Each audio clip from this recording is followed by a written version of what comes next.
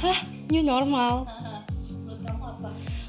Menurutku itu new normal itu memasuki kehidupan yang baru lagi setelah pandemi ini kan, dengan sesuai dengan protokol kesehatan yang ada dan menaati peraturan yang ada. Kalian tahu nggak new normal? Hah? Ini normal. Apa Kalau itu? tahu, coba jelasin. New normal itu apa ya? Kehidupan setelah pandemi. Normal apa? New normal itu artinya pokoknya aktivitasnya itu normal kembali, mergawe kan normal lagi. New normal itu tatanan hidup baru supaya kita bisa melakukan aktivitas di masa pandemi corona. Udah. Udah.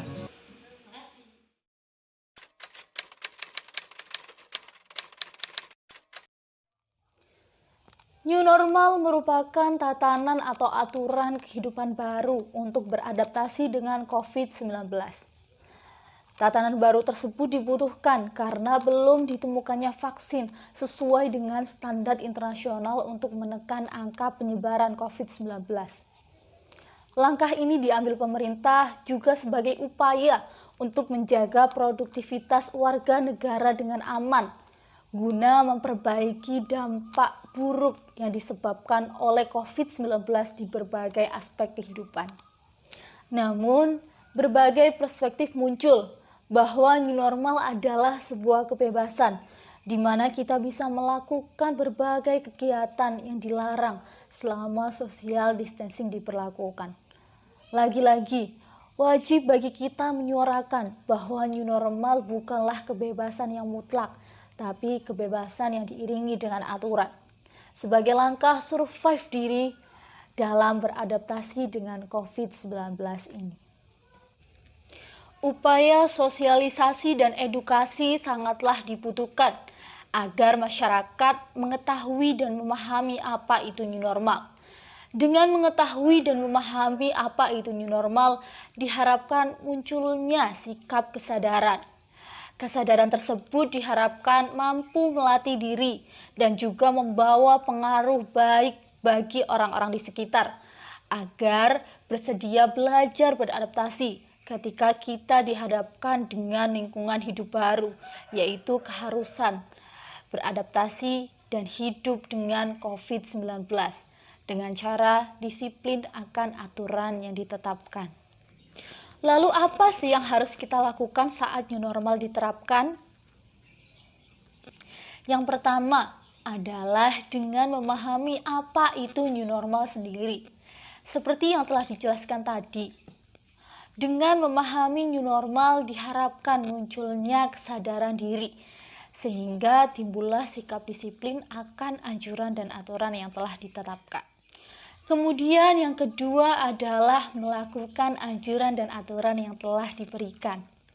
Antara lain, menghindari kontak dengan melakukan jaga jarak saat di luar rumah, baik di lingkungan kerja, sekolah, pasar, atau saat adanya acara yang harus dilakukan di luar rumah secara bersama.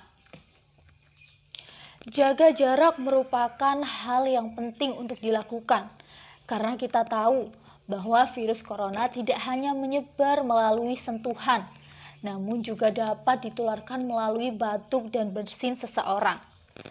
Kemungkinan cairan yang keluar saat batuk dan bersin tidak terlihat, namun siapa sangka jika cairan tersebut mengenai diri kita, dan ternyata cairan tersebut mengandung virus corona. Oleh sebab itu, jaga jarak merupakan hal yang wajib dilakukan. Untuk keluar rumah akan lebih baik jika tidak dilakukan sesering mungkin dengan alasan yang kurang jelas. Jika diharuskan untuk keluar rumah, akan lebih baik jika kita juga selalu menggunakan masker. Karena kita tahu virus corona bisa memasuki diri kita melalui hidung dan juga mulut. Biasakan juga selalu mencuci tangan setiap kali selesai memegang sesuatu atau juga setelah berpergian jauh. Karena kita tahu bahwa tangan merupakan objek yang biasanya melakukan hal yang tidak kita sadari. Misalnya saja bersandar di meja, memegang gagangan pintu, atau juga memegang barang-barang yang biasanya dipegang oleh banyak orang. Saat keluar rumah, jangan lupa juga membawa barang pribadi milik kita. Misalnya hand sanitizer, tisu kering atau basah, kemudian alat sholat, kemudian juga bekal dari rumah.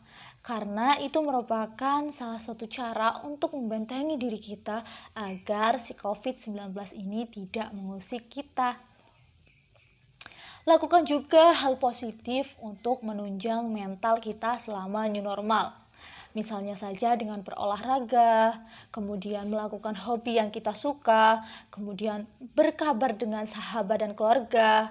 Karena dengan melakukan hal positif akan membawa pengaruh positif bagi diri kita, baik secara fisik maupun mental. Iringi juga dengan berdoa, karena doa merupakan jalan komunikasi kamu dengan Sang Pencipta. Karena kita tahu, sehat ataupun sakit, pasti ada campur tangan dari Tuhan. So, life is choice. Selamat memilih apakah kamu akan survive dengan keadaan baru yang ada atau mungkin kamu akan menyerah.